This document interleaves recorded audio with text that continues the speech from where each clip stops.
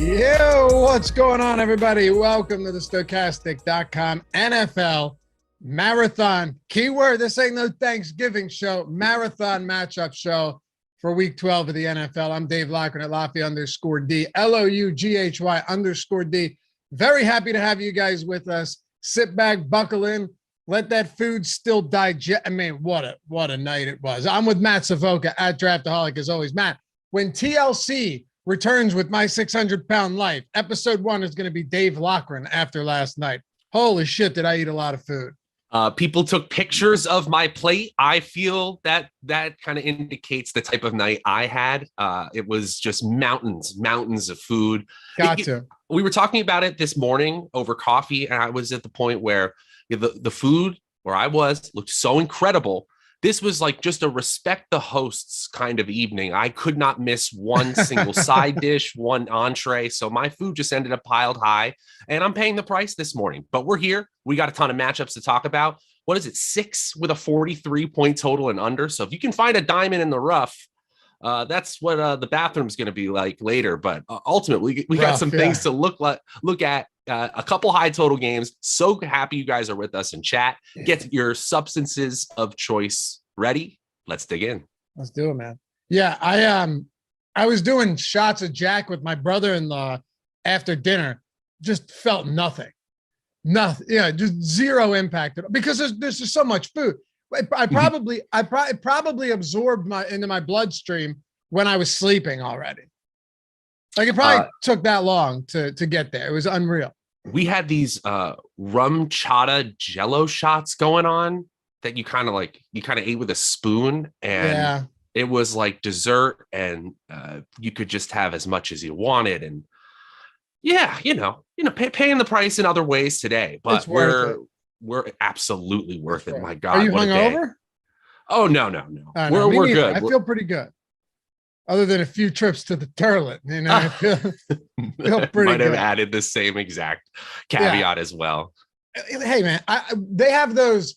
We had a lot of people there, so we just had like the nice disposable plates. Like I walk in, and my other brother-in-law was like, "Dude, your plate is bending. Like it was starting to break in the middle, like like a ship out on rough seas after being hit by a rogue wave." But we're here, and I hope you guys had an excellent Thanksgiving. Absolutely. We got 11 games on Sunday's slate, and I'm telling you right now, I've been harping on like the unders for Denver all season long. 36.5-point total now. So we're getting to where it probably should be. You've got a 38.5-point total in New York or East Rutherford. Only 2 totals, as Matt pointed out, 48. There's a 47. Then it kind of bottoms out. So looking forward to this one. Should be some fun. Let's dive into it, kick it off. Oh, and before we do, hit that thumbs up, subscribe to the channel if you haven't done so yet. All of your support, greatly appreciated from all of you guys throughout the entire season, especially with this show. I know how dedicated you guys have been, and it means a lot. If you're listening in podcast form, leave a review, a rating, subscribe to the podcast, tell your friends, all that good stuff. And if you're on YouTube after the fact, leave a comment down below. Let us know what you think of these games. All right, Chargers. Arizona Cardinals, highest total of the slate. Cardinals getting 3 at home, 48.5 or 48-point total. We'll kick it off with the Chargers, though. I don't anticipate Mike Williams playing in this game. We saw Keenan Allen come back, immediately injected back, same role into the offense. Josh Palmer coming off a huge game. So with my expectation, and we'll see, Friday practice report tells us everything. But if Mike Williams with that ankle ends up being out against an Arizona team with the highest total on the slate, we're going to definitely be looking at some decent pieces for the Chargers this week. Absolutely. And surprise, Justin Herbert is immediately more efficient, 9.3 yards per attempt in week 11 with Keenan Allen back on the field. I said this in previous matchups show that we're not giving Keenan Allen enough respect in terms of what he does for the offense as a whole. And Eckler's been great, even while Williams and Allen have missed time here. But this is a piece they were missing. And Allen was absolutely on a snap count. We're going to see him play more and more. And the Arizona defense is not a defense we're concerned about really at all. We saw them get carved up last week. And ultimately with this Cardinals team, I think you're looking at a below average passing defense and a below average rushing offense. So we're clearly going to take some shots on Keenan Allen. He lifts the tides of all the ships for Los Angeles. Herbert and even Eckler. I don't think Eckler is too expensive here, and I'm certainly going to get a ton of Keenan Allen at wide receiver 16 in terms of salary ranking. We have him inside the top 5 in terms of projection. Yeah, all of them look great. And for those of you guys that are new to the show, we're going with the highest totals first. So you're going to get some 4 p.m. games snuck up towards the top of the show, but they're all on the same slate, so it should make very little difference here. Josh Palmer at 5,400. Yeah, I do have some interest here just because, he's coming off really a career game against the Kansas City Chiefs. But at the same time, you look at him and you go, okay, if he's going to be out there for as much as we expect, let me ask you just quickly, do you expect Mike Williams to play? I don't. Okay, neither do I. That could change. We have him in the projections now, which kind of helps us, right? Because we can see what it would look like in the off chance he does, but we kind of know we can account for this. Yeah, I don't think he does. He played 6 snaps. He was out. No bye week or anything. So quick turnaround time. Palmer played 92% of snaps, though. And we have seen Arizona do a pretty decent job limiting number 1 receivers on opposing teams. It's a little bit different when you've got a guy that kind of lives in the slot like Keenan Allen does. But I think Josh Palmer's fine. Honestly, if you wanted to make an argument to, stack most players on this team, I don't think I'd have many arguments with you at all. Gerald Everett, it seems reasonable. Clearly not a favorite option of mine. For me, it's Keenan Allen and Eckler, and then Josh Palmer gets mixed in there as well. I definitely think he needs to. DeAndre Carter played 82% of snaps last week. That's a dart throw, but he's close to minimum salary. I do think there are a decent amount of directions you can take with the Chargers in week 12. Yeah, and double stacking is absolutely fine when you're talking about playing Justin Herbert. Bless you there, man. Thank you. There also is a chance that Josh Palmer comes back to earth, but still has a decent game. And we're still talking about a mid-salary player, 5,400 player. The ownership is probably going to rise on Palmer, particularly in the cases that Mike Williams doesn't play. But as you said, DeAndre Carter, absolutely viable. One thing we do have to look out for is if Gerald Everett makes it into the lineup. I almost wonder if he ends up on a Keenan Allen-like pitch count, which makes neither him nor Trey McKitty very appealing options. But if you wanted to include them as a double stacking option, I wouldn't say that was the craziest thing in a large field tournament. Palmer, we should mention he was targeted on 10 of his 33 routes. That is about 10% more than his year-long targets per route run rate. But we're talking about a player who was drafted in the early 3rd round, who they want to be a solid secondary piece here. And we obviously saw the formula. I think Allen is the obviously clear choice, and we've kind of buried the lead on how good of a play Eckler is as well. But I will definitely be going back to the well on Palmer this week. Yeah, absolutely. And you know what? Gerald Everett's going to play. Like you said, pitch count, I don't know. We'll see. But this can be misleading. I say it often when it comes to tight ends, position, a team versus a tight end position, which varies widely from, I wouldn't even say week to week, season to season. Certain teams can just face much better tight. Like if you're the Raiders and you're bad against tight ends, you're like, all right, well, you face Kelsey twice a season. Yeah, there can be some weird spots, but the Cardinals have been terrible against tight ends this year. Matt, I'm talking to the point where they've allowed 200 more yards almost than any other team to the tight end position. Okay. Now I do want to check. Did they play? They played the Saints, but did hold on. I gotta see if this is, because this can be very misleading. If Taysom Hill ended up having a huge game against them, I don't believe he did. No. Okay. He did. Because a lot of these sites are classifying Taysom Hill as a tight end. And then you're like, oh, okay, that's a huge game and it skews everything. It was that one Taysom Hill game. I forget. Either way. So I do a lot of adjustments in this regard because, as you said, tight end specific defense metrics can be very misleading. If we want to use schedule adjusted fantasy points allowed, which is, in my opinion, the best fantasy defensive metric, they are second worst in the NFL against the tight end position. But what I think is the larger signal is that against wide receivers and tight ends combined this year, they're 19th in the NFL. So well below average. So if you think that they are specifically exploitable at the tight end position, we have data that could back you up. but it's not going to take me away from these wide receiver or running back options, which we know are the engine of the Chargers offense. Yeah, I just think they're all good. Yeah. But yeah, 9 touchdowns to tight ends, 862 yards, 79 receptions. Forget about who you've played. When you're giving up that type of production, I'm willing to look at that and say they're just terrible against the position. What about on the other side of this one with Arizona? DeAndre Hopkins has been just a stud. Even with Colt McCoy, you're just absolute volume monster. He's had 12 plus targets in 4 of 5 games since he returned following that 6-game suspension. I don't think Rondale Moore plays.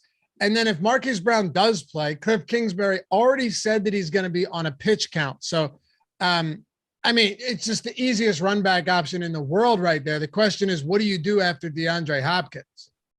Yeah, DeAndre Hopkins is a good play. And some locker room material stuff with people calling him steroid boy on the 49ers. We'll leave that for another day. Kyler Murray being back in the fold most likely obviously helps everyone here, including the viability of James Conner. If you're just talking about attaching yourself to this game environment, we finally saw James Conner getting those goal line and red zone opportunities we've known from him in the previous seasons that he hasn't really gotten this year. But everything beyond DeAndre Hopkins is more of a dart throw. It was good to see Greg Dortch essentially immediately step in as a 1-to-1 handcuff for Rondale Moore. So I'm definitely intrigued by him at 3.1K if Moore doesn't play. But also Marquise Brown might be muddying things up as well. We'll see. This one's a little bit hard to suss out as we're 2 days away from kickoff.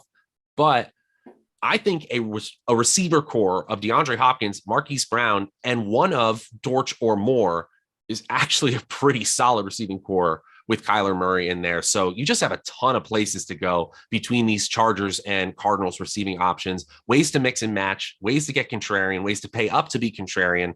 My favorite, of course, beyond Hopkins would be Greg Dortch if Moore doesn't play. I think he's a 7 target guy if that's the case. Okay. And for what it's worth, Kyler Murray's definitely going to play in this game.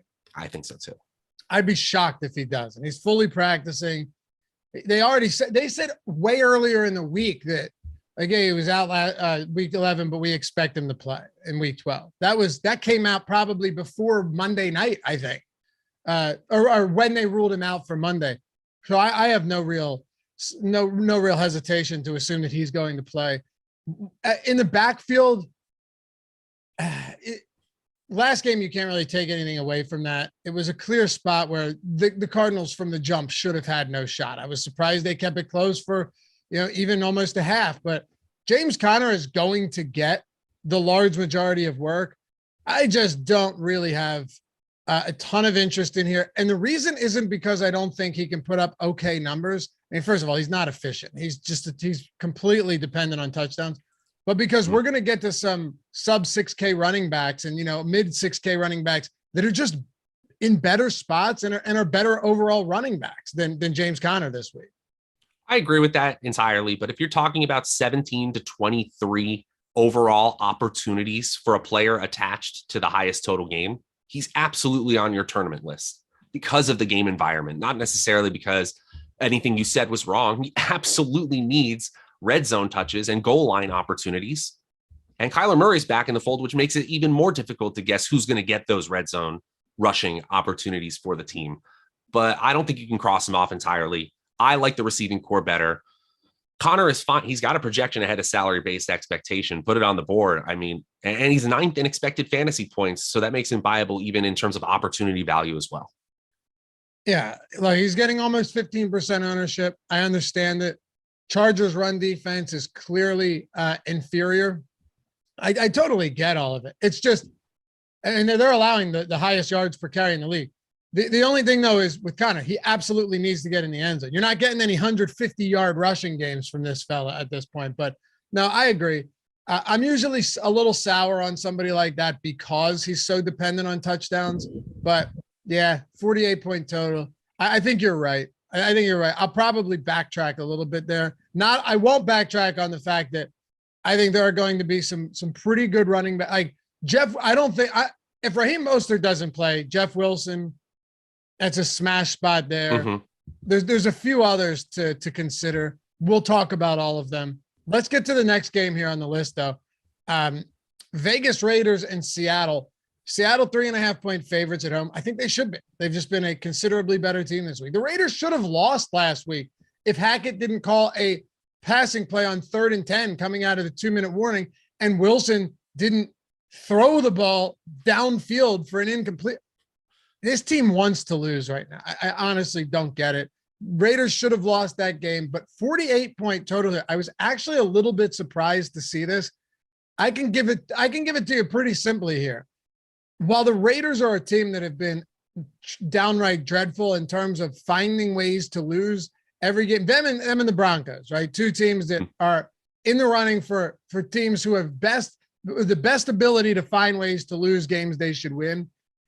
I believe we've called that chargering for many years. Yeah, but yeah, absolutely. But I mean, this week, Devontae Adams, no matter how bad they are, just continues to dominate. He's awesome. Took him till overtime to get that walk-off touchdown, but still, he's incredible. Mac Hollins is getting a lot of work here as well. Mac Hollins, with Renfro and Waller out, continues to be the clear wide receiver 2 in this offense. And then you have Josh Jacobs, whose price has come down. I was a little bit surprised by that 18% and second highest owned running back behind the other running back in this game. But Devontae Adams and Mac Hollins, they both stand out to me as perfectly reasonable plays in this game. 100%. And I think the question you need to start asking yourselves, are the Raiders the new Lions in the fact that their defense is atrocious and their offense is at least capable of putting up points and is actually consolidating around fewer players than we even thought at the beginning of the season with Renfro and Waller on IR? As you said, Hollins has become that secondary guy. We know that Jacobs is the man in the backfield. And look, their pass defense is 32nd, dead last in Football Outsiders DVOA. Their rush defense isn't much better. They're still bottom 10 in the NFL in that metric as well. And so I see a team that should be favored to lose and should be capable of creating shootout environments. Perfect for DFS. I think Geno is absolutely viable on the other side. But if you're just looking at this game in general, I think the defense on Las Vegas lends itself to these 3 core players being solid options almost every single week. And the Seattle defense is not one that we're really adjusting metrics or adjusting projections for. They're basically right at league average in all the defensive metrics I look at. So it's up to that offense and how it typically performs. And we're actually getting more clues to how Vegas at this point wants to do that. Mark Langford, how's that Cowboys crow taste, Laffy? Put some respect on the name next time. Dude, I was right. I told you I was betting the Giants plus 10. I don't care if they backdoored it. Yeah. I don't care how they got there. I go watch the tape again, Mark Langford. Tyler's shaking his head. Yes, he remembers. I said, of course the Cowboys should win. They're double-digit dogs. I'm just not laying 10 points on it. That's all. Come on now. Come on. You were hating the whole time. No, I was hating on them being 10-point favorites. We don't hate teams. We hate spreads. We hate lines. No, it was because I mentioned the crazy stat of how bad they've been on Thanksgiving since 2000. Oh, I mentioned it to you. And then I'm like, it doesn't actually mean anything, but it's funny. Like it's interesting. And they didn't cover, did it? I hope you cashed your Cowboys minus 10 tickets somewhere, pal. Not here. Yes, I did say, go back, dude. Go back. Watch all of my betting video. Yeah, I did. What are you talking about? Why would I think the Giants would win at 10-point dogs? Anyway. All right. Anyway. That coaching staff is going to keep them close in a lot of games. That's what they've thrived on all season, is keeping it to a 1-score game against teams that they should lose to. And randomness is, dare I say, randomness has helped them along the way. They're not a terrible team, but the Cowboys are obviously better. They backdoored their way in. So it goes in the NFL. For sure. Well, dude, backdoor. That's why you take double-digit dogs, right? Because they always backdoor. There's been 2 teams that have covered a double-digit spread all year as favorites. I will tell you, I was at Thanksgiving dinner with some Steelers fans who are aware of one of those games, that the double-digit spread with the Bills They were one relative saying, I watched the football team take mercy on another one in that Buffalo Bills versus Steelers stomping. Oh God, that game was insane. Shout out to the Lions though, man. Yeah. Shout out to the Lions. They look good. They really do look like they look like a pretty good football team right now. I gotta say. All right. Let's talk about the other side of this one with Seattle. Ken Walker, he's getting some love, and he should be. But we'll talk about him. I'm really more so curious, though, what you want to do with DK Metcalf and Tyler. It feels like we haven't talked about this team in forever because they were in Germany, right, for week 10, and then they had a bye week in week 11. So it's been several weeks since you and I have even talked about the Seattle team on the show. And meanwhile, we're talking about a player in DK Metcalf who is top 15 in the NFL in expected fantasy points and opportunity value. Tyler Lockett's fallen off a little bit in that metric, but he's still top 30. I think both of them at their respective salaries have projections that are slightly ahead of expectations. Geno Smith as well. I like all four of these core four Seattle Seahawks when you're talking about how bad this Las Vegas defense has been. When so many people are obviously going towards a player like Davante Adams, I think DK Metcalf at 6,500 on DraftKings, 10th in salary ranking, is capable of putting up a ceiling score as good or possibly even better in some scenarios than Davante Adams. And I'm definitely going to sprinkle in some Tyler Lockett as well. Beyond that, though, it gets really iffy really fast. The expected fantasy points for Marquise Goodwin and for Noah Fant, Will Dissly, we're talking about 6 or less expected fantasy points for every single one. They're okay dart throws because of how bad the defense is on the other side, but I'm trying to get to one of the three of Walker, Lockett, or Metcalf for obvious reasons. Yeah, and one of the most obvious reasons, you laid it out nicely, one of the most obvious reasons, the fact that they're getting single-digit ownership right now. You know? Absolutely. If they're not even that popular, it doesn't make a lot of sense to me. And as I said, I'm looking at the Raiders as the new Lions, or the way we were tracking the Lions at the beginning of the season. Yeah. Eric said Raiders on the road have notoriously no-showed. I mean, I remember vividly that they put up 0 points against the Saints earlier this season. That was a disgusting, atrocious football game.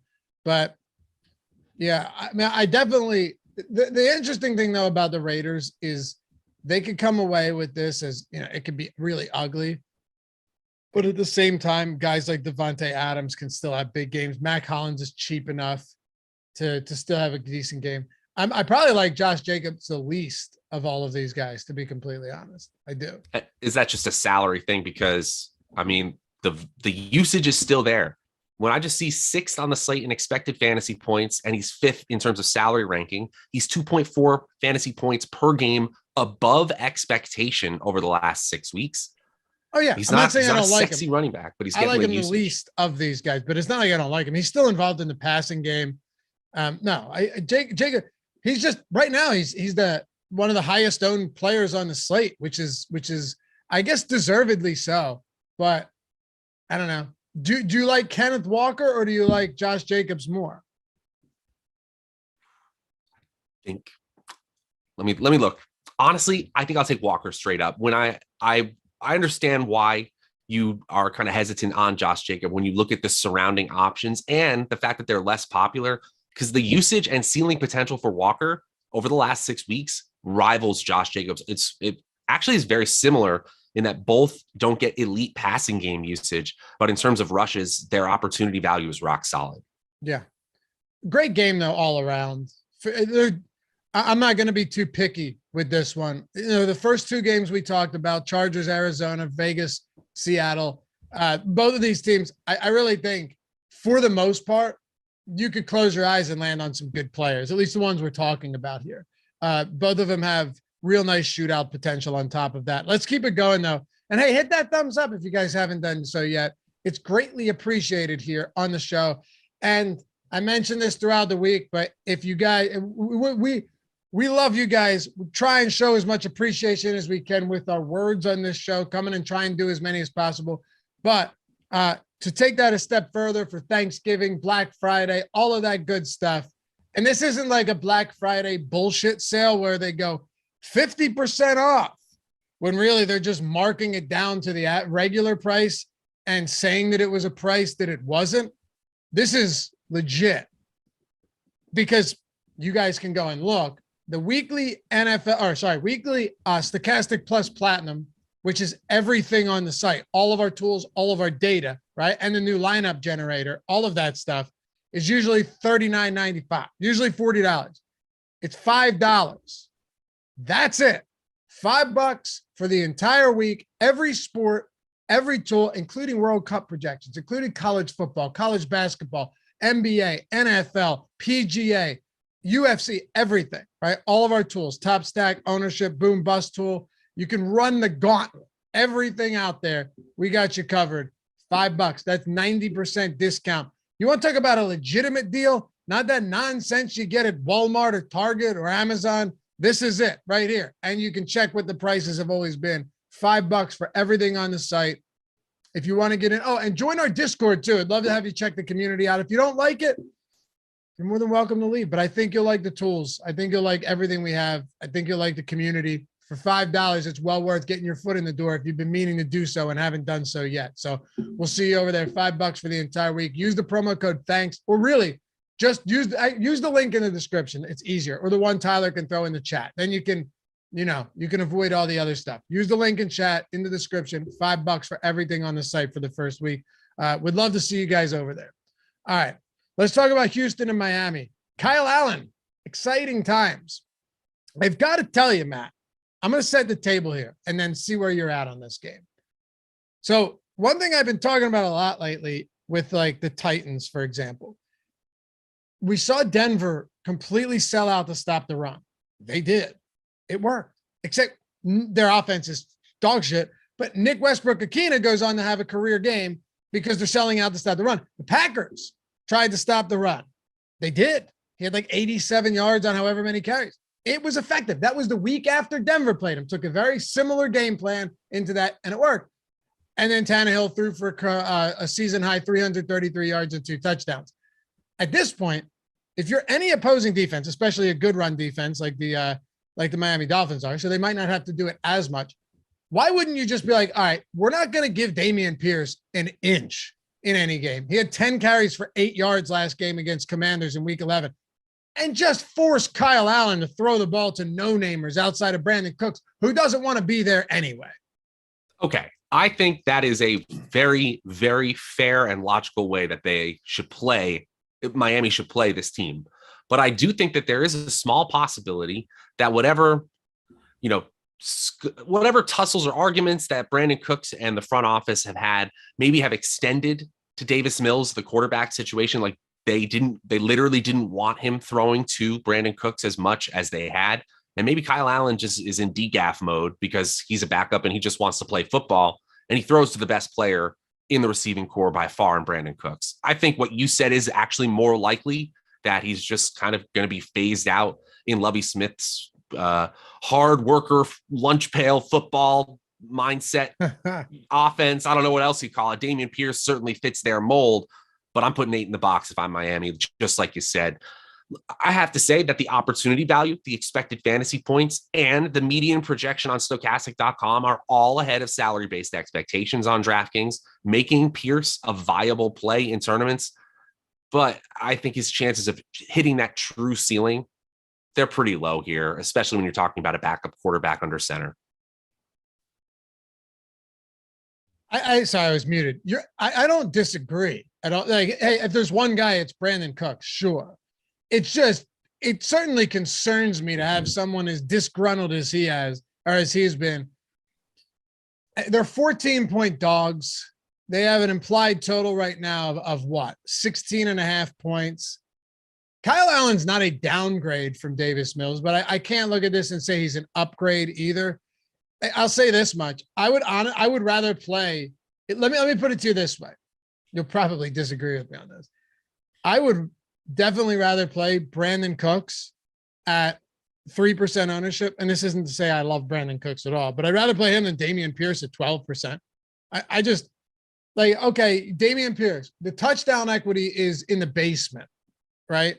They have no real operating offense to speak of. I like this kid. I really do. But they're 14-point dogs, and it's not like he's some prolific or even prominent pass catcher in this offense either. So in the event that they go down early, as they did against the Washington Commanders, do you get another game like you did from Dameon Pierce where he's completely non-existent? I think you just make sure you don't have recency go too much into the fold because he's still a really good player. I mean, but just for a recency, rookie. But is that recency bias? I'm just saying, like they're 2 touchdown, they're 14-point dogs. No, nothing is irrational about what you said. We're talking about a team in Houston that has the third, well, depending on where you're looking, the second or third lowest implied total of any team on the slate. Just 36% of the game's implied points belong to the Houston Texans. That's the lowest percentage besides the LA Rams. It just doesn't look good for a running back in general. This is not a game environment where we typically want to play a running back, but I do think you can make an argument that he's the best player in the coach's eyes on that team right now. And he's going to get the volume. Expected fantasy points are top 10 among running backs in this slate. Miami's going to score, in my opinion, against a bad Houston team, and they're going to need somebody to do something. Why not Pierce is clearly an option. His salary isn't too high. Swoop said Connor over Pierce. Yes, I would agree with that. Yeah, I would agree with that. And like I said, I think you changed my mind a little bit on Connor there. Connor over Pierce and they're not, what is it, 66 and 6,100? I think that's what they're at, right, Matt? Yeah, it's very, very close. Real close. Sorry. Yeah, I definitely, because they're 3-point home dogs, not 14-point road dogs. And while Arizona's not good, they at least have an offense that can score. Like they at least have some pieces there. Very, very little to talk. And I want nothing to do with, these tertiary options in Houston. There's better cheap options here. Unless you're trying to get to the Nico Collins and Chris Moores of this world, to me, it feels like such a massive reach because without a touchdown, they might only score 1 touchdown in this game. I think that is a reasonable thing to say. Look, I have to say that Nico Collins has a projection ahead of salary-based expectation. That doesn't make him a must play just because he's inside the top 35 wide receivers in median projection. As you said, if you get beat in a GPP by a Nico Collins or a Chris Moore going off Jordan Akins, sometimes that's the way the cookie crumbles. These are large field tournament options only. All right. On the other side with Miami, pick your poison, right? Jeff Wilson even if Jeff Wilson's popular, I don't see how I'm not getting the $5,900 Wilson if Mostert's out. Like Wilson came in and basically almost instantly became the RB1 on this team. And then you have Waddle and Tyreek Hill. They have a 31-point implied total this week. Derek Stingley might be out again, and that just makes it even worse for Houston. The only concern here is, there are no concerns really at this point. There really aren't. Yeah, do they reach the ceiling we all believe they can? The Miami Dolphins are one of the best offenses we've seen in the NFL this year. Just make no bones about it. And the Houston Texans are still bottom 5 in adjusted fantasy points allowed to wide receivers and tight ends. They're bottom 6 in the NFL to running backs. They're a bad team. There's a reason this Miami team has such a high implied total. Tua's a great play. Jeff Wilson, especially if Mostert, is a great play. Obviously, Hill and Waddle, if you can get there. They're expensive. The top stacks tool, we'll see what it ends up being as we get to Sunday in terms of that overall rating, but there might not be anyone with a ceiling as high as the Miami Dolphins besides those Kansas City Chiefs we'll get to. I mean, it's just a great spot for those Miami Dolphins receivers and Wilson. I have nobody that I don't want to play among the big 3, and I'm including Jeff Wilson for the Miami Dolphins. Honestly, I could see a situation where, let's say you didn't get to Tua. I could still see a scenario where Jeff Wilson, Tyreek Hill, or Jeff Wilson, Jalen Waddle in a lineup without Tua works out, but Tua's not that expensive. So the only issue is now when you're stacking Waddle, Tyreek Hill, and Tua, that can get a little bit pricey. So, and they're also just going to be highly, highly popular, Matt. But I think there's a million different ways you can work this where you don't have to be insanely chalky. When you have a 23% top stack probability, our top stack to us with a 23% top stack probability on an 11-game slate, that tells you all you need to know. This is good chalk, in my opinion. And I reserve the right to see how ownership plays out as we get to Sunday. But I think all these Miami players are ceilings worth chasing and salaries worth getting up to. Should we talk about Baltimore, Jacksonville? Here we go. Let's get into the weeds, shall we? This is where things start to get ugly. Baltimore last week. Oh, man, that was ugly. Very ugly. They got the win 13-3, but I mean, what a disgusting game. Now you've got them on the road against Jacksonville. Only 3.5 point favorites. Kenyon Drake really struggled in that game. Jacksonville defense pretty much middle of the road. Is there anybody you really like for Baltimore? And this is not a leading question. Like, is there anybody for Baltimore that stands out to you as a strong play? I think we should just say that Demarcus Robinson might be the wide receiver 1 on the team, and he's not priced like it. That was crazy. If he plays, of course. He wasn't. Yeah. He was an estimated non-participant yesterday, but yeah, that was a very shocking performance. And the air yards, if you look at weighted opportunity, it kind of points you in the direction of, okay, I mean, this team takes plenty of deep shots. Lamar hasn't been hitting on them lately as much, but I still look at a player who has an opportunity here with so many receivers out for this Baltimore team. You still got Mark Andrews there. I'm not going to say you can't play Mark Andrews at 6,500, the second highest salary tight end. And I don't think it's crazy to go to Lamar Jackson. He's certainly not been the Lamar Jackson that we've hoped, or we've seen even earlier in the year. He's not getting to those ceiling games as much, but he's still QB5 on the slate in expected fantasy points. He's still viable at 8K on DraftKings. He's a pay up to be contrarian option. And this Jacksonville defense is 20th in adjusted fantasy points allowed to the quarterback position.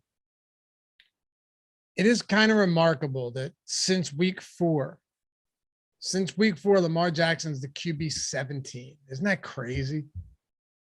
And he's still up there with the most expensive quarterbacks, the most expensive players on the slate. So it is risky considering the salary. And you said it. You said it right there. That was my only concern, is that you're still paying a premium for Lamar Jackson. Now, of course, you could play the game like, hey, if he turns into Lamar Jackson that we've seen in previous seasons, even earlier this season, then that 8K looks all right. But that, like, just okay. What would you, let me ask you this, right? If there was no name, you just saw his performance since week 4, right? You just saw his numbers since week 4, but you didn't know who it was. I just gave you a sheet of stats. What would you price him at? You don't know who he is. It would probably be like 7 or 50, 68. Right. Even if I told you like who his pass catchers were, you'd probably, but still you don't know who. You'd still be like, 68, 7K, right? I might even be a little bit lower than that. But because the rushing upside has been boosting salaries for a little bit lately, for sure. But the rushing upside lately hasn't. It's been fine. I mean, look, I don't know. I'm just having a tough time with Lamar. Having a tough time here with Lamar Jackson, only because of what's he priced out on FanDuel? Just want to pull this up. So on FanDuel, Lamar is 82. 82. He's QB4 there. He's a little bit of a better value on FanDuel, just straight up, especially when you're kind of hunting for touchdowns and the rushing upside is even more valuable. Look, anytime you want to play Lamar Jackson, especially when you compare him with Mark Andrews and Demarcus Robinson's cheap, I get it. He can't be popular, right? There's no way Lamar Jackson's going to be popular. No, we got him at like 5%. Yeah. We got Mark Andrews at 10%, Demarcus Robinson at 1% right now. I get it. I do. I mean, eventually there's got to be a decent game coming. On the other side, and I don't want to touch the backfield for Baltimore right now. Do you? No, with both of them there, and even Justice Hill mixing in sometimes, absolutely gross. If I get beat that way, so be it. What about on the other side with Jacksonville? Because Baltimore, while they've struggled offensively, this is still a good defense, and they added Roquan Smith. Yeah, that's kind of how I see it as well. Look, Jacksonville isn't playing terrible football, but they also might not be in the necessary GPP lineups right now. Travis Etienne is in the you can play him range, projections slightly ahead of salary-based expectations. And then they've gone to Christian Kirk, but not in the way that I'd really hoped. He's closer to top 10 in expected fantasy points, which makes him viable, but our projections don't really love him. Zay Jones is also a large field play, but even Marvin Jones has been mixing in. Evan Ingram has been mixing in. None of these players really sticking out. And as you mentioned, that defensive metric, which actually was towards the basement for this Baltimore defense, with added pieces and improving in general, they are up to right at league average against opposing receiving corps. If you said, hey, the Jaguars are a team that could actually perform above expectation, and here's why, I'd probably say, okay, go for it, but it's probably not a place I need to get to. Hey, we got some breaking news too, Laffy. Joe Mixon ruled out, so we have a little bit of running back value opening up. Not that Tennessee's a great offense. No, but I'm glad you mentioned that's another one that I was alluding to, because I don't think either of us expected him to play. Samaje Perine 3 receiving touchdowns last game was insane. We'll get there. Yeah. We'll get there right now, actually, which is beautiful timing.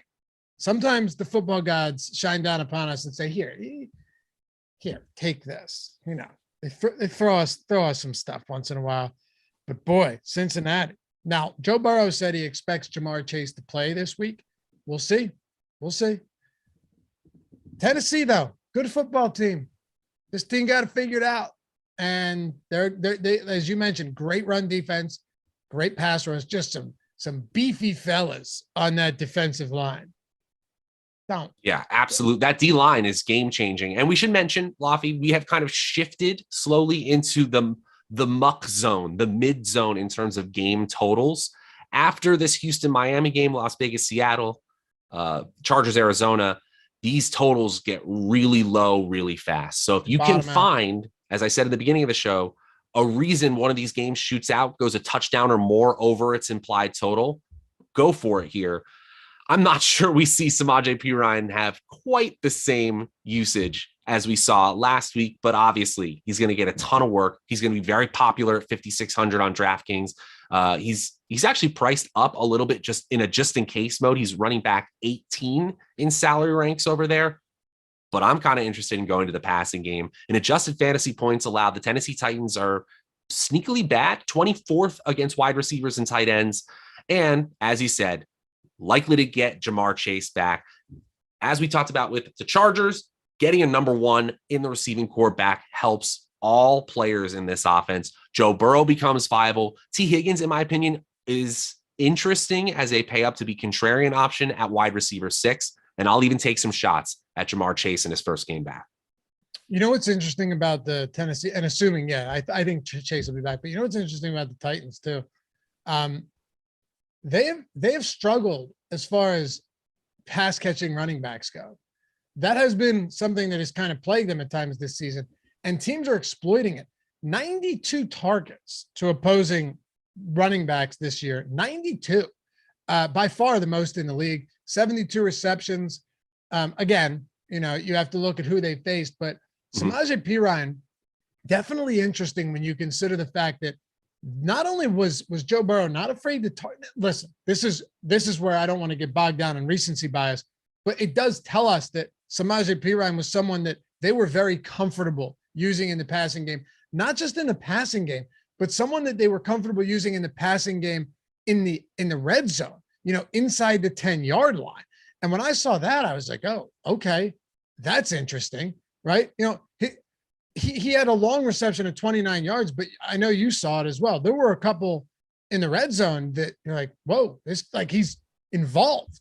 And whenever I see something like that, it definitely, I perk up a little bit, because then you look at them and you go, this doesn't necessarily have to be a game where they dominate on the ground, especially at this price point. Samaje Perine ran 23 routes in that game. Of course, Joe Mixon ran 7 and, played for a stretch of that. I think he played, how many snaps was it? He played 21% of snaps. Perine played 70% of snaps. Travion Williams is out there for 12%. So as it stands right now, you would expect Perine to get the lion's share of opportunities. And, if he's getting a handful of targets as well, I think 5,600 is still very reasonable there. Absolutely. I actually think I'm going to get a lot of Samaje Perine, because as you laid out there, he was being used in crucial situations, especially crucial pass situations, dating back to that playoff run last year. I mean, I remember Twitter going aflame because Joe Mixon wasn't out there for these final plays of the Super Bowl. And yes, Joe Mixon has had his days here this season, but ultimately I'm looking at a backfield that should easily gobble, we're a day late, gobble up 20 expected fantasy points at least. And I think 2/3 or more go to Samaje Perine. So if you're talking 13 to 15 expected fantasy points and a chance to be efficient here against a mediocre or maybe league average defense, I think this is a really, really good spot. He will be popular, and we'll be updating our tools with this Mixon news very soon here. I think this is a Cincinnati team I want to get over the field on, and really all 3 of those skill players, Chase, Higgins, and Perine, as we've been talking about. I'm with you. Hey, 23-point implied total. It's not anything crazy, but it's fine when you have a concentrated offense like they do. That's the way I look at it here. On Tennessee, Derrick Henry has been, last week, I've been saying this for years about this guy. And I know I'm not the only one, but he dropped some passes, sure. But he's not a bad, like, if you get Derrick Henry the ball with some space, he's not a bad pass catcher. He had that 42-yard reception where you're like, damn, look at that. Look at the man rumble. But, the last 2 weeks, Denver and Green Bay have shut him down on the ground. The funniest thing about it, though, is it's both resulted in wins for the Titans, because a lot of these defenses are going to expose themselves elsewhere. Green Bay and Denver both said, listen, our secondary is clearly the strength of our defenses. Our run defense is the weakness. If we shut down the run game, then, we win this game. I think what a lot of people fail to recognize, though, and we'll get to Cincinnati's defense, I want to get your take here, is that Ryan Tannehill, while he's generally used as a game manager in the sense of, if Derrick Henry's doing everything Tannehill doesn't need to, if you're giving Ryan Tannehill those windows, he's a good enough quarterback, and we proved it, to take advantage of that. If you're going to say we won't let Derrick Henry run the football, all of that is a long way of saying Tennessee's a very interesting offense right now, depending on how teams play them. Look, 45 fantasy points between Derrick Henry and Ryan Tannehill last week against Green Bay. Look, I kind of see it the same way you did. They sold out, and Henry still had 28 carries, 132 total yards. Yeah, the targets are low. Yeah, he's probably at a max of 3 receptions, and even that, you're thrilled with that. Even if he gets to 2, you're really happy. But the expected fantasy points are second best among all flex players. He still has one of the best projections overall among all flex players. And Cincinnati's defense is exactly league average in adjusted fantasy points allowed to the running back position. Derrick Henry is anything but average back there. You kind of laid out the Bulls case for Ryan Tannehill and some of these receiving options as well. I think it's viable to play Tannehill and Henry together, because you're capturing a lot of the potential offense here. And if there is the shootout, the potential for a shootout, as we talked about with this Cincinnati team getting healthier, I think all of these main players are viable. It just gets much, much harder when you talk about the receiving core. Yes, you can play Treylon Burks. I love the chat saying a Treylon Burks validation game isn't coming, but Robert Woods isn't completely going away. Nick Westbrook-Akine is going to be in there as well. I do think Burks is the most appealing of those receiving options, but distant compared to those Cincinnati receiving options. And one thing I did want to say is we didn't talk about Joe Burrow being interestingly under 5% expected ownership. That's really appealing here if you want to get there. Both quarterbacks look to be high on my tournament list. I think I like Treylon Burks a little more than you do, because I could see this being the steady progression of a rookie wide receiver that, throughout the back nine, the back half of the season, he starts to get more and more integrated, starts to get more and more involved, starts to get more and more comfortable, because we're talking about a guy who, missed four straight games with a bye week sandwiched in between. Right. He's a guy that they traded away AJ Brown so they could draft him 18th overall, right? This isn't like a 4th round.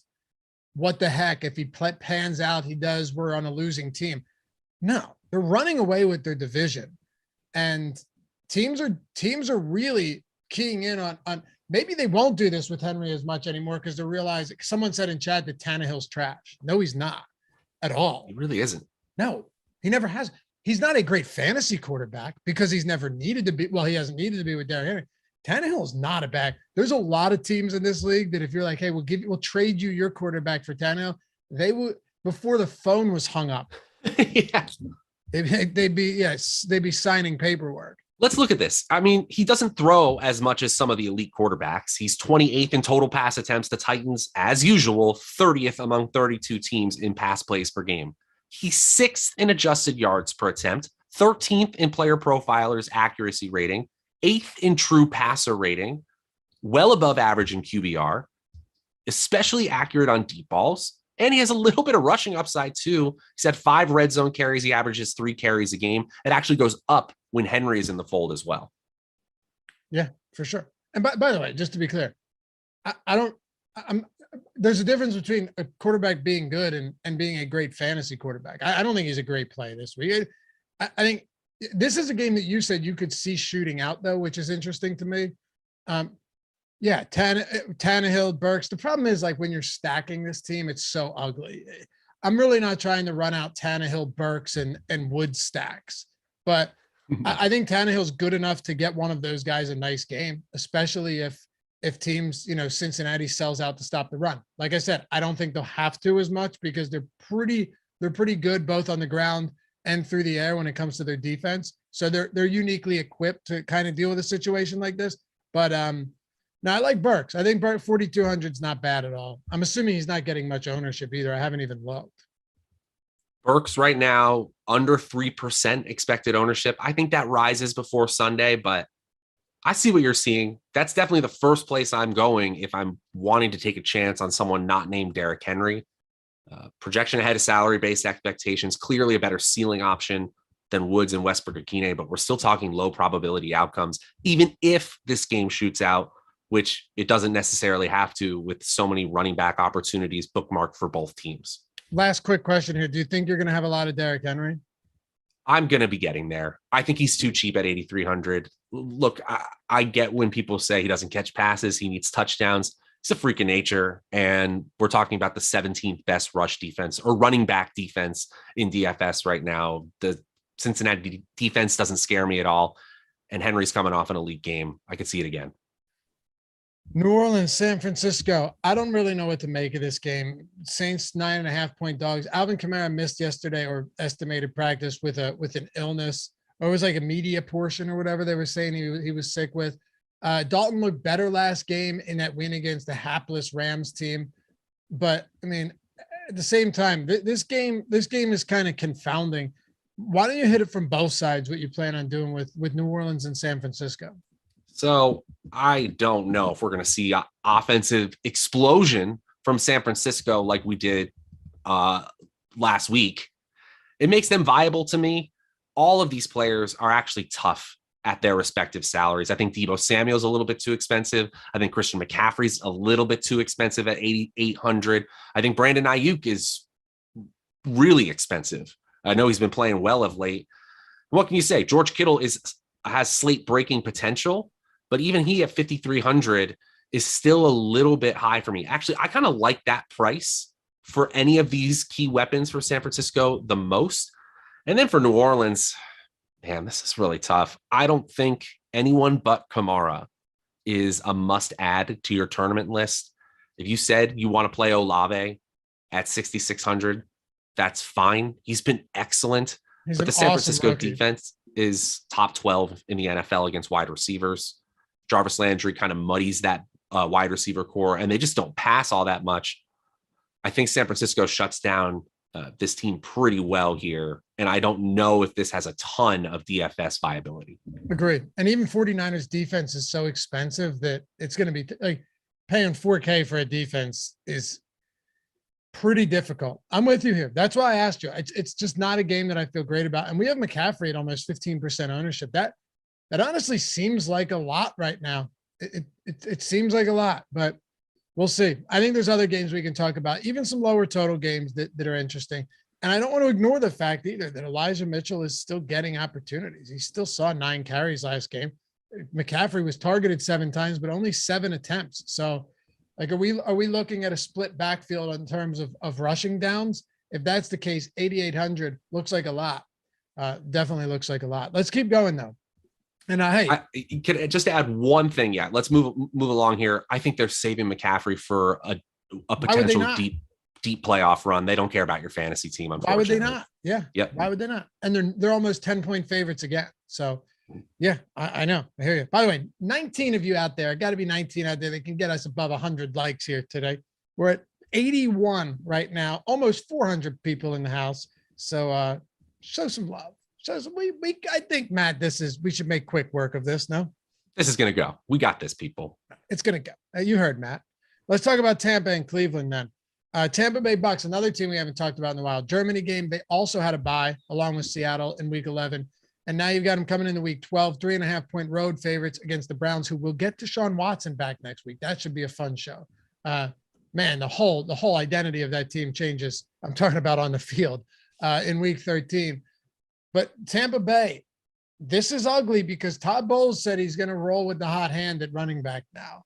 Could it be Leonard Fournette, who was limited at practice all week? Could it be Rachaad White? I don't know. And while they got the run game going a little bit last week, their run game has been, close to historically bad all season long.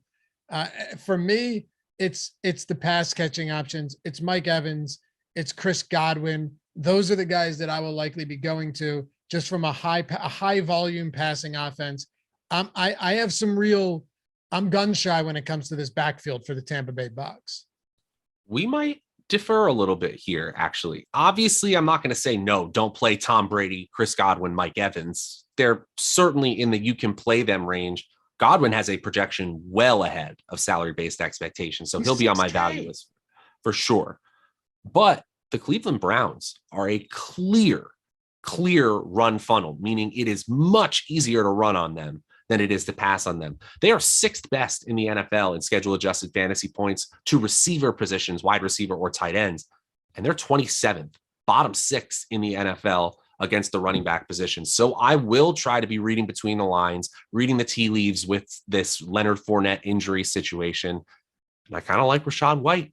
I think they've been using him more and more often. His expected fantasy points has gotten up to the 8 to 10 XFP range with Fournette in the fold. And the way they're kind of talking about this, would it surprise anyone if Fournette had like a 5% snap share or a 10% snap share and they're like, shut it down? I'm not saying that's the most likely thing here, but we could get Rachaad White kind of bell cow usage.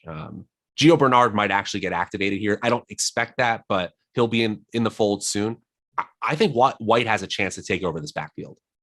It's possible for sure.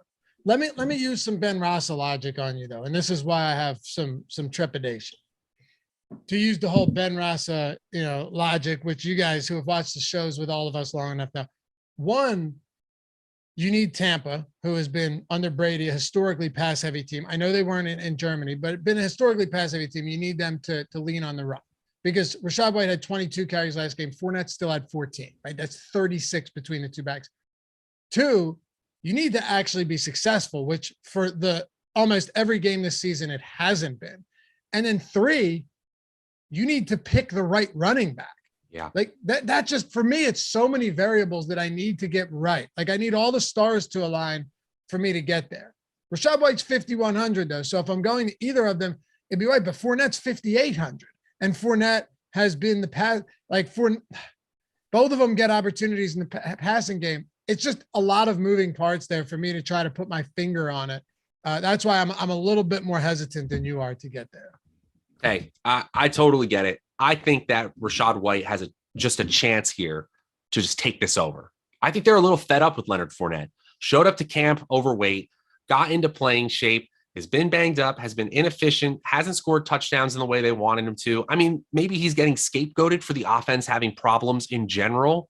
Wouldn't be the first time Tom Brady has started pointing fingers and had someone get in trouble, but Fournette is clearly not 100% and not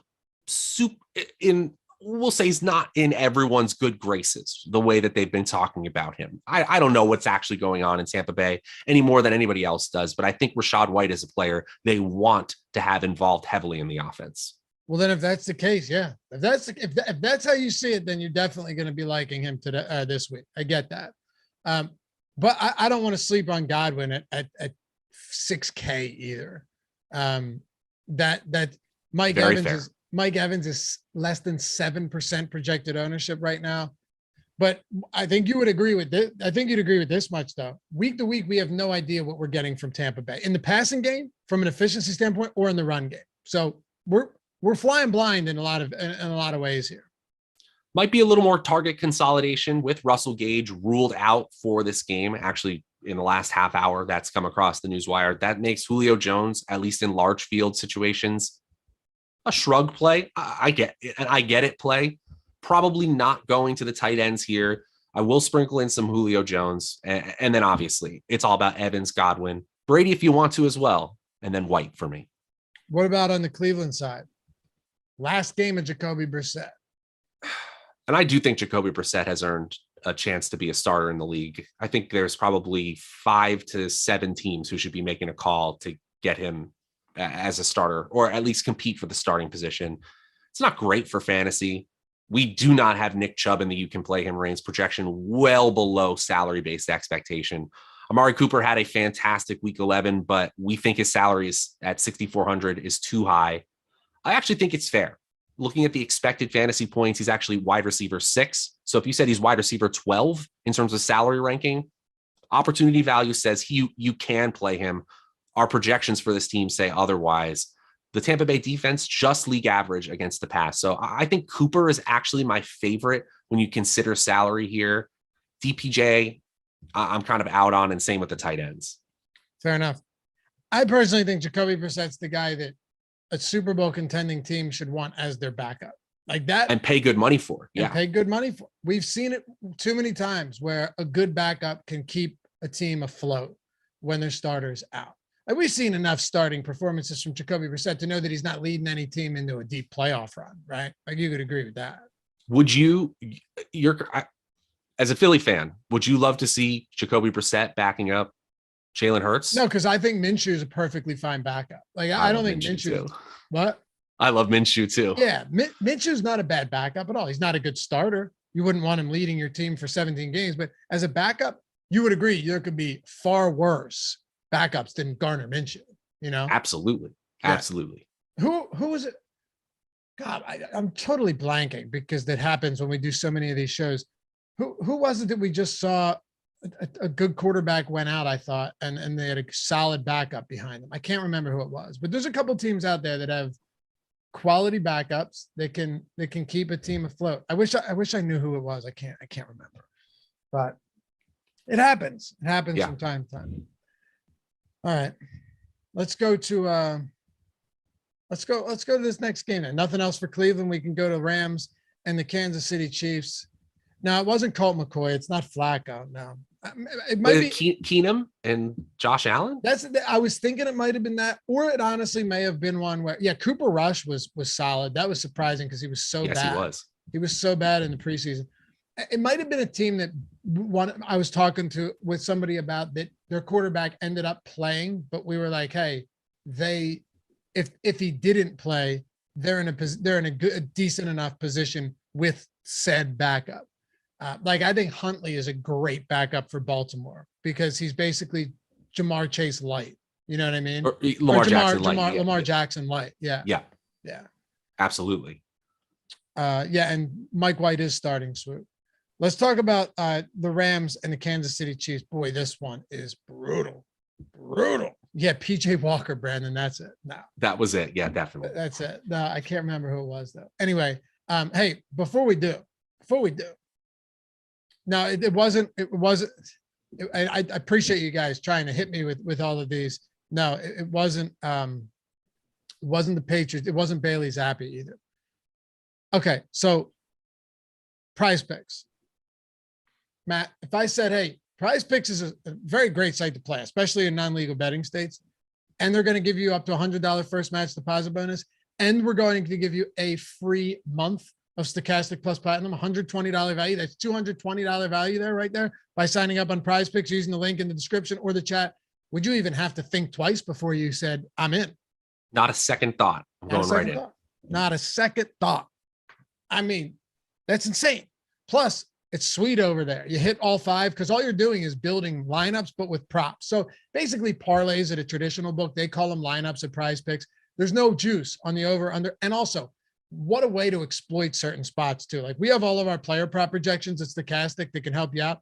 But sometimes you get these touchdown props where, if Derrick Henry over a half a touchdown, over under half a touchdown, over at DraftKings, it's going to be juiced like minus 220, to the over.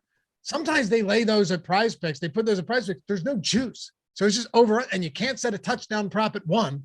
So there's some amazing ways to take it. If you hit all five of your props in the lineup, you're 10Xing. If you hit four, unlike a traditional parlay, you're still 2Xing. You even make money back on 3 of 5. Million different ways you can do it. 1,000 different sports. I'm not even kidding. Like every sport of it, they had frisbee golf or disc golf at one point. Not to say that many of you guys are avid professional disc golf followers, but you can mix all of them up together. Football, basketball. How about some Euro basketball they've got going on here? Dude, you can CSGO.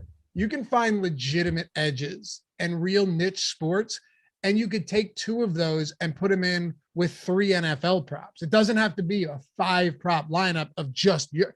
So it's awesome. Check it out. Use the link in the description or in the chat. Like I said, $100 first match deposit bonus and a free month of Stokastic plus Platinum, $120 value. All of our tools, all of our sports. Got to use the link though. Otherwise we can't track it to give you that free month. Check it out. PrizePicks, sponsor of the strategy show. All right, Matt, where are we at? We got this Kansas City and the Rams game, which for one team looks pretty nice. For another, good luck. I think Bryce Perkins starts this week. In another world, in another matchup, I might actually have some interest because he can run and he's super cheap. But my God, this is this is remember breaks of gown. This is ugly. I mean, no Matthew Stafford. They might shut the guy down for the year at this point. No Cooper Kupp. Higbee and Robinson are questionable, but what does that matter at this point? The run game stinks. They waived Darrell Henderson. So you want to go to Cam Akers, be my guest. I'm very much off of the Rams entirely. I will stack the Chiefs with 0 run backs, and I will do it without any hesitation. Yep. No need for a run back. Look, the Kansas City Chiefs have, I believe, the second highest implied team total of any team on this slate. So even though the total itself is low, 70% of the game's expected scoring is expected to go to one team. That's, of course, the highest of one team's implied total percentage on the slate, the best of any team by far. Look, I'm going to Patrick Mahomes if I can get to him at 8,200. I love the receiving options. Juju's back this week. I think he's really fairly priced at 5,700. Pacheco is clearly the guy, especially with Clyde Edwards-Helaire on IR. It gives us a little more clarity. McKinnon will be mixed in, but his expected fantasy points for McKinnon outside the top 25. So I think Pacheco has a clear role. And I think if you can get to Kelsey, look, the guy has just an insane touchdown upside every single week. He's an incredible player. You could argue right now he might be the best player in football. Just insane what they're able to do. And this Los Angeles defense is basically as bad as the offense right now. Their adjusted fantasy points. That vaunted pass defense just at league average now, and same against the run. It's just really, really ugly in LA. It's super. There's really not a lot here that you. Oh, and you know what I think I was actually referring to? Ben and I talked about this on Tuesday. So my fault. I put you guys down a rabbit hole, and it was completely off on my part. Well, I was saying that if Trey Lance had never gotten hurt, or the fact, that Trey Lance got hurt, and they had Jimmy Garoppolo to step in. Actually, no, I wasn't off. The fact that Trey Lance got hurt and they had Garoppolo to step in. Could you have asked for a better situation when they're like, we're not trading this guy? Well, thank God they didn't. Well, we said this summer, right before the season started, and all that reporting about Stafford's elbow, which seems so far away at this point. I said that the Rams, despite not having any picks whatsoever to speak of, should try to go after Jimmy Garoppolo because they need a backup here. And look, just play the Sarah McLachlan music over the Rams season at this point. Like, this is where the black and white puppy video type of sad song. I can't watch those. I can't watch them either, but you understand the emotionality that I'm talking. This season is just roasted. I get it. With Kansas City, Juju, I think, is going to play. I don't think Kadarius Toney plays. It's Friday, guys. If you're watching this after the fact, we got plenty of shows coming up, and it all culminates into a 4-hour stream on Sunday. So we'll have that news. But I don't think Kadarius Toney plays. When you're dealing with injuries like he's dealing with, talking about a hamstring, usually that's at least a week, right? And he went out last week, so I'm thinking it's unlikely that he plays. McCall Hardman is on the IR. Travis Kelce, Juju Smith-Schuster, Clyde Edwards-Helaire is on the IR as well. So you could talk about this backfield a little bit if you'd like to with Isaiah Pacheco. But I'll go to Pacheco for sure. No question there. I understand that this Rams run defense is the better part of their defense, but I'm not sure anything is functioning right now. And, the whole Kansas City team this week, massive implied total, huge favorites. I'm not sure you can go terribly wrong anywhere here. The only question you ask yourself is, does Kansas City reach the potential that the implied total says that they can?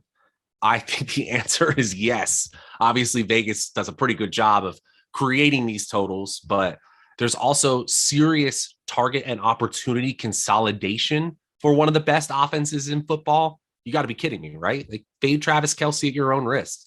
15 expected fantasy points for a tight end is insane. Kadarius Toney might not play. Hardman's on IR. Edwards-Helaire is on IR. It's Kelce. It's Mahomes. It's Pacheco. It's Juju. I don't even know if you need to overcomplicate it with anything else. I don't think you do either. The only other one is if you're looking to a Marquez Valdes-Scantling, but it's getting ugly there for him. So I don't think you need to. Juju, Kelce up top for sure. Juju, Kelce, Pacheco, yeah. And then, of course, Patrick Mahomes. Have fun with this one. Atlanta, Washington. Got 3 games to go here, Matt. Making nice timing. Absolutely. Let's talk about the Atlanta side. I like Washington laying the 4 points here. Let me tell you my biggest concern about this game. It's not even the fact that, first of all, Cordell Patterson, it sucks right now because you've got a matchup between a team that wants to run the ball and a team that is excellent when it comes to stopping the run. As we've seen Washington, especially recently, they're allowing 68 yards per game on the ground over their last 5. But you have Tyler Algier and you have Cordell Patterson, who seem to be in a split. Even if Huntley's out, it probably doesn't matter. And a team that is really trying to take any pressure off of Marcus Mariota and just run the football as much as possible. They had some fortuitous things go their way. Of course, Cordell Patterson's amazing in the return game, but they had a return touchdown last week, kind of eased things up a little bit. I think they're going to struggle to run the football. And if that happens, we've seen this offense fall apart. Atlanta's offense this week, and Kyle Pitts is out, is one that I have, an insanely low amount of interest in outside of Drake London, only because I wouldn't be surprised to see his target share increase a lot with Pitts out. But on that same token, they already throw the ball so little that it's like, oh man, 5-6 targets per game are going away from Pitts. Maybe they're just evenly distributed throughout the rest of this offense. I'm not a big fan of the Falcons this week. I think that's very fair. And we should say again, we've entered a new zone of game totals this week. We're not even in the muck anymore. We're in the pure quicksand. We're at the bottom of the ocean. And this isn't even as bad as it gets. This isn't even as bad as it gets, right? We're going to be underneath the crust of the earth by the time we get there, because this game could have so much running from both sides that there's just so few plays. It's very hard to see DFS slate breaking ceilings from any of these players. I think Mariota's a little too expensive at QB 11 on DraftKings. I think Cordero is too expensive considering how well Washington's run defense has played. I think Drake London is fine, but you have a 5 or 6 target potential. And if he doesn't get in the end zone with that little volume, as you said, they don't pass all that much. It's going to be really rough, even at wide receiver 30. We do have a projection ahead of salary-based expectations here.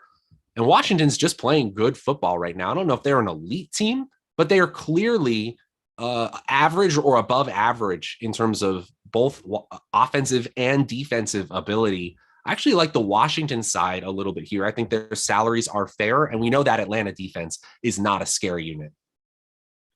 I like Terry McLaurin for sure. We know one thing, that Taylor Heineke is more than willing to throw him the football. You know, his target share, he went from being, the number 2 option and the number 3 option in the red zone with Carson Wentz to the clear number 1 option with Taylor Heineke. So that price point on McLaurin, sub 6K, looks very nice this week. Given how many good running backs there are that we're going to get value on, I'm probably going to be less heavy on these running backs just because it's a split backfield. Do you have interest in the backfield? I think I'll take some chances on Gibson.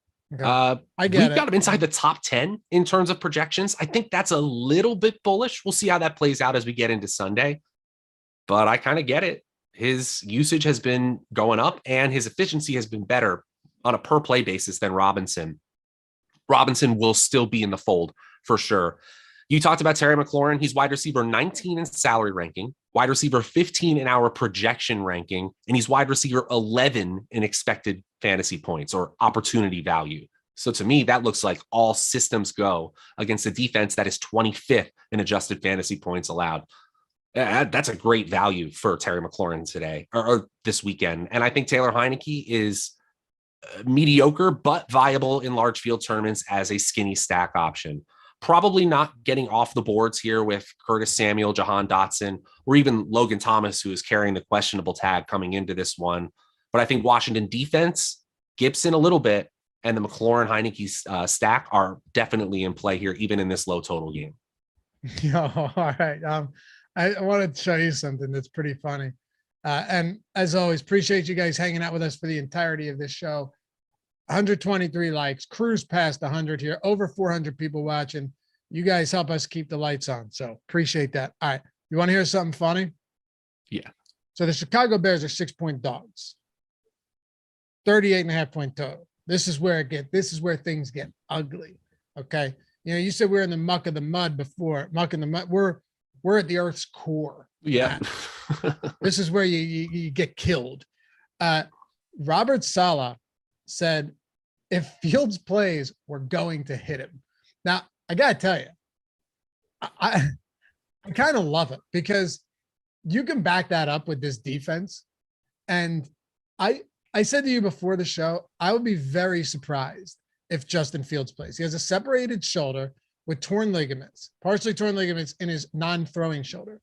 If you're a pocket quarterback in Tom Brady, I'm sure there's some ways to mitigate that, like these statuesque, immobile quarterbacks, sure. Justin Fields runs a ton. There's going to be a bullseye on him. And for anyone that's like, oh, that's dirty, bullshit. That's how you play. The Jets are playing to win games right now. The Jets are, competing for a playoff spot. You don't ease up. No. I'm not saying you headhunt. You don't do anything illegal, but you're coming in and you're trying to crush this guy. They're 3-8. Okay. They're at the bottom of their division. They have no chance of making the playoffs. And it appears that they found their future quarterback. Now, sure, this doesn't seem like something that would plague him for, seasons to come. It's not a knee, but I would just be very surprised if he ends up playing in this game. Plus, the total bottomed out. The line moved over 3 points. I want nothing for Chicago right now. Not a damn thing. The New York Jets defense is not only good, they're for real. They're legit. I want nothing at all from the Chicago Bears. I would be fine if you just took this out of, if I went in the cruncher and just removed, I wouldn't do this, but removed Chicago, I might not even notice it. I don't think that's actually bad if Justin Fields doesn't play here. I don't have any faith in Trevor Siemian suddenly turning this into a pass-heavy team. Yes, he's going to run less than Justin Fields. I actually put the percentage chances of Fields playing a little bit higher, but you said the line movement is really the most important factor here. The fact that it moved from, I believe, 3 to 6 in terms of the Jets' favor. I think that's all we need to know. Fields is a very, very long shot to play, even though Robert Saleh says they're preparing for Justin Fields.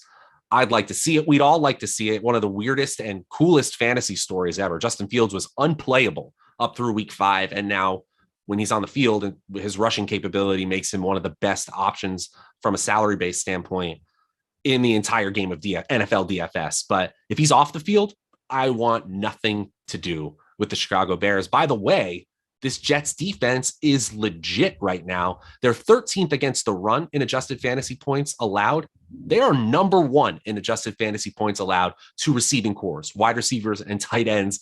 And we know the Bears aren't the best receiving core there is. David Montgomery looks like a good value in terms of volume, but I don't have to get there. I don't want anything from this team if Fields does play. I'll put it to that even that way. I want Fields if Fields plays. With that shoulder? He's still going to run. I want Fields because he runs. That's why I don't think they play. Like, how could you let a guy run who's the future of your quarterback, the cornerstone, of your organization, with a separated shoulder and partially torn ligament? Like, how could you allow that? I think it may be a football mentality thing. Like, if he can play, like, his linemen would play through it. And so Justin Fields says, I want to play. And his coach goes, okay. But I think you're speaking rationally. Yeah, they currently have the number 3 pick in the NFL draft if the season ended today. They have a minus 33 point differential. They're going in a bad direction this year. But the only asset they need to, protect is Justin Fields right now and fix everything else.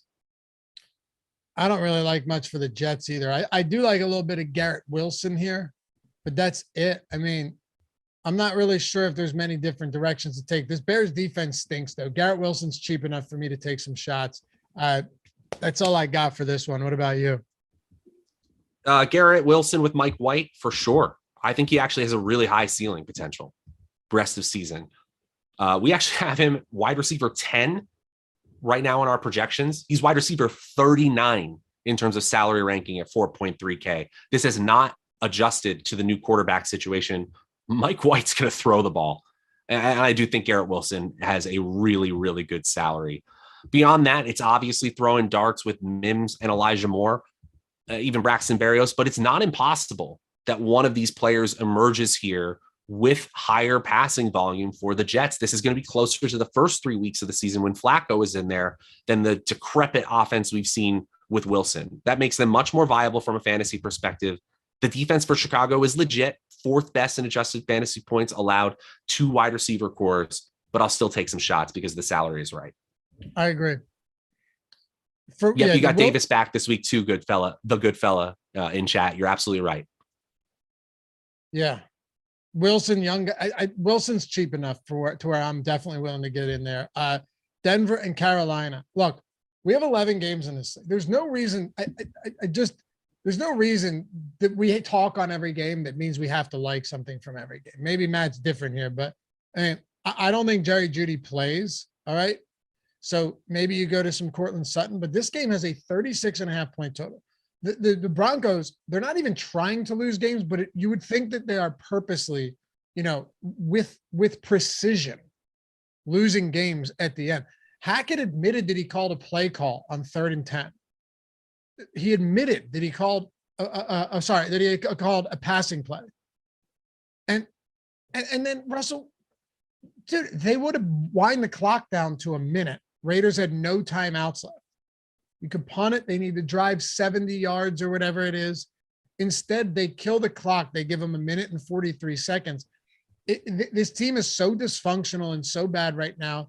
Wilson, I mean, you want to talk about a precipitous decline, like one of the speediest declines we've seen in a while, with bad coaching, with bad play calling.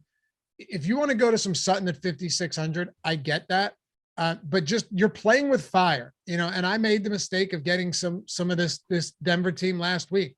I just don't really want to go there again in a 36.5 point total game. They stink. They stink, but maybe they have one running back and one running back only right now. Marlon Mack is barely able to stay on NFL rosters at the moment, and everybody else is hurt for Denver. Maybe Latavius Murray is viable.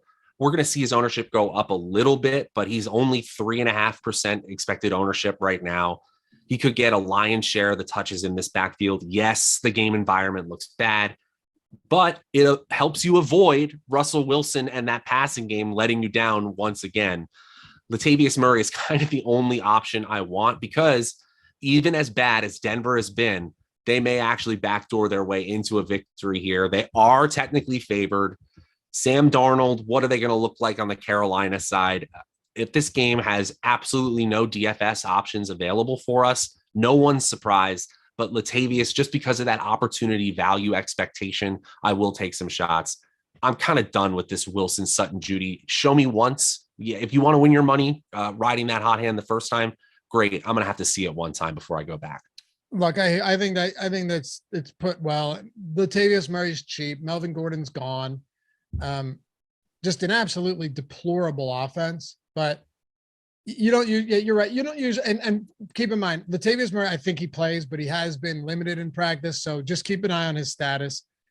Yeah, that's it. And I'm not excited about Latavius Murray, but I think at that price, he's probably going to get a little bit of ownership, but just super low total in this game. It's ugly through and through. If there's anybody, you're right. It's probably Latavius Murray. Just don't be surprised when this team scores 10 points. They stink. Carolina, though, starting Sam Darnold. Do you have any interest in Donta Foreman or DJ Moore? We'll close the show out with this. And before we do, for all of you, 400 people watching right now, we've seen some massive upsets in the World Cup. And if you had taken advantage of the promo, where the link is in the description and it's in chat as well, if you were to take $10, click that link, put $10 on any pre-match money line, okay? If it wins, you get the money and you get $200, okay, from that BetMGM. That's why this is a no-brainer. Yep. If it loses, you still get the $200. So if you were like, okay, well, I'm just going to put money on a dog because I'm getting it's $10 in the 200 regardless. So let me see if I can maximize this. I'm betting Saudi Arabia. You bet them, okay? And then you're turning that 10 into 200, plus you're getting the 200 on the other side. Oh, I'm going to bet, was it Japan over Germany or something? Yeah. I'm going to bet Japan. And I'm going to turn that 10 into a couple hundred or whatever it was. And then another $200 coming my way. It's an insane promo. You don't have to like soccer. Just take advantage of something that's free money in your hand that you're not getting at any other books, right? Like DraftKings, you have to win a bet to get it. With this one, you can lose and still get it. If you win, you get paid out and you get it. You can use it for football, whatever you want. Worst case scenario is you get all this money, which is guaranteed, and you lose it all and you're only down $10 in the end. Or you run it up into as much money as possible. Check it out. BetMGM, link in the description. Tyler threw it in the chat as well. Matt, wrap us up with the Carolina Panthers. If you wanted to say nothing, very, very viable, but I will sprinkle in a little bit of Donta Foreman, DJ Moore, who have projections ahead of salary-based expectations. And we've seen a very astute member of chat already talking about it. Terrace Marshall, with Robbie Anderson gone, has now had 6 targets in 2 of the last 3 games. Boy, it's ugly, but his salary is basically in the basement. Both defenses from this game are viable just because of the way this game could play out. Denver is more expensive at 3,800, but even the Panthers D is very appealing at the start of that 3K and sub 3K tier for defenses. The way this Russell Wilson offense has gone, why not bet against it with the defense? That's pretty much it for me. All right. I'll sprinkle in some Foreman just because this game's going to be ugly and I'm not sure any team really gets a considerable hold on it. But yeah, aside from that, ugly game. Appreciate you guys. Hit that thumbs up on your way out. You can find Matt at Draftaholic on Twitter, me at Lafay_D, LOUGHY_D. Shout out to Tyler for producing this one. My picks for every game video over on the Odd Shopper channel will be out. Check out everything too on the Fantasy Football channel, Odd Shopper channel, this channel. For whatever you're doing, we got you covered. And we'll catch you back here for the next one. Peace. See ya.